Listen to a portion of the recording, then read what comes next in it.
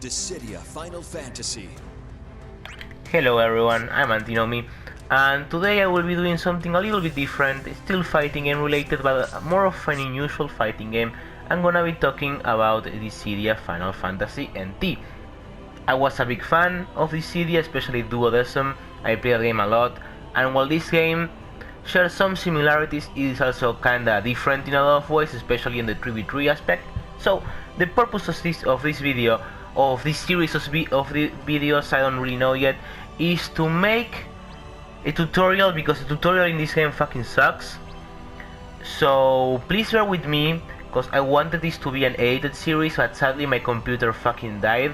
So we're gonna have to make the best out of the PS4 recording feature and the training dummies that you have available in practice mode. We'll be using Cloud for this series of videos. I'll be using him and Lightning the most because I have no taste in good characters, so let's just pick him right away. And let's talk about, we're gonna start with some basics. We're gonna start covering some of the stuff the tutorial already covers, but I'm gonna try to explain it, just a little bit better and give some reasonings as to why some of the stuff works the way it works. We'll be using the practice mode not against real people because it's gonna be kinda hard to explain things while I'm playing at the same time. So let's just pick Bahamut for now. So the first thing I'm gonna talk about once this game stops loading, it's gonna be how to move around. Then I'm gonna be covering some, not movements, but some techniques the tutorial doesn't really cover. I'm gonna be going again the difference between bravery and HP attack, when you should be using HP attacks and shit. So let's start. Just do what you can. So hopefully Tidus won't be a bitch and will let me explain things. So the movement in this game is surprisingly simple to understand once you get the grips of it. It's like 3D movement, so you can like move into the foreground, the background, left and right, diagonals, etc. All that remains there. And in this game you dash by pressing R1. Now, you're always targeting someone in this game, so if you want to move towards an opponent, you just hold R1 and your character will instantly move towards them. If the opponent is in the air already, let's find someone that is, your character will instantly leave the ground and you will be doing air moves. It's important to keep in mind that your moveset changes depending if you are in the air or in the ground. So, just a reminder, if you target someone that's in the air, she just fell down. If you're targeting someone that's in the air, you will usually fly towards them. As you said right there, I didn't, but this is kinda why you can control your dash too, so let's go into that. If you want to dash while not moving towards an opponent, you can always just hold a direction. I'm holding left, I'm going left, I'm holding right, I'm going right. So far it's easy to understand. Now if you notice, there's this little bar over here that depleted. Oh come on, Ishtola. Was that Ishtola? Yeah, I think so. No, it was actually Cecil, whatever. So there's this little bar that depletes whenever you dash. This is your dash bar. The moment it hits 0, of course you can't dash anymore. The only way you can recover it is not by stop. It's not only by not dashing anymore, but you actually have to land.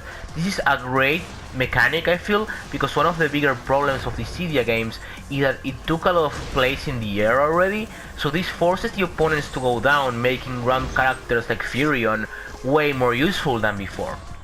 So that's something neat. Now, if you wanna have a more controlled dash while dashing at the opponent, you start by dashing forward, so like you hold forward and press dash, and then you start moving around. This is gonna be really important in order to like dodge some attacks like Terra's little fireball thing or her holy. It goes straight at you, so if you first start by dashing left and then you move forward, you will be able to dodge it without much worry. And that's pretty much it for movement.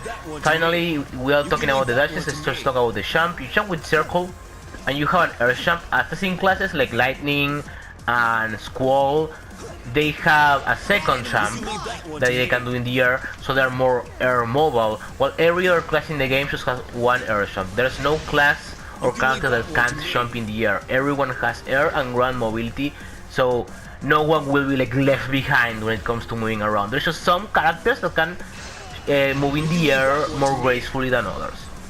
So the jump button also has another function that the game doesn't explain you, and Cecil, if you please, hey man, come on, help me.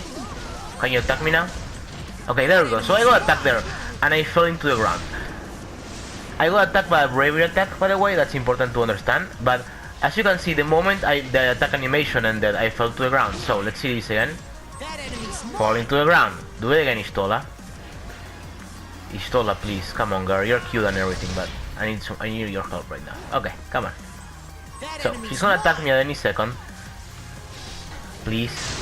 Now, oh, come on.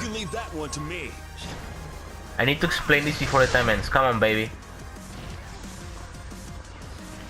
So if I get hit here and mash the jump button, I actually do an air tech like in the Axis fighting games. So in order for you to not get comboed over and over again, be sure to mash your jump button after you get hit by a bravery attack, because that way you will take out of them. Keep this in mind, because this can only be done against bravery attacks.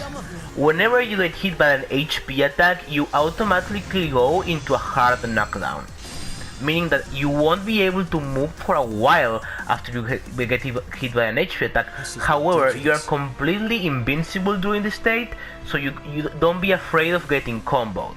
But really make sure to jump, or not jump, really just press the jump button whenever you are getting hit, not blocking. Make sure you're getting hit by an opponent's attack, so you can tech and prevent them from comboing you further.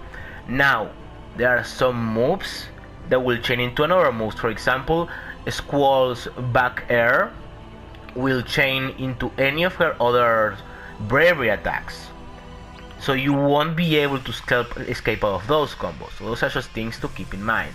So that's the other function behind the circle button.